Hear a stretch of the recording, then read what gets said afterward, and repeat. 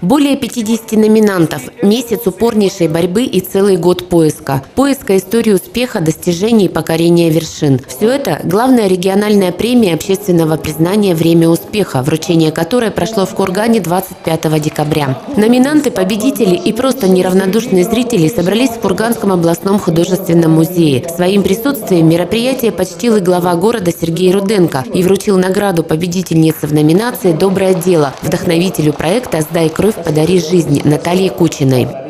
Я думаю, что любое мероприятие, когда мы подводим итоги, так скажем, народного голосования за того или иного человека, который добился особых результатов, неважно, кто бы проводил эти премии, наверное, будет правильным по одной простой причине, что мы должны оценивать и видеть достижения наших горожан. Чем больше вот подобного рода мероприятий, направленных на поддержку наших горожан, тем, наверное, лучше и счастливее будет наша жизнь, и тем больше будет улыбок и хорошего настроения.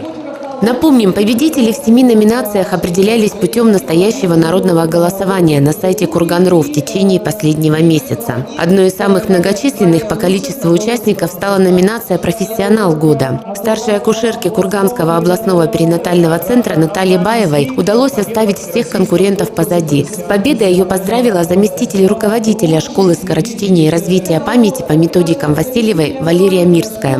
Наталье вручается сертификат на бесплатное обучение или ей, или ребенку в течение полугода в нашей школе.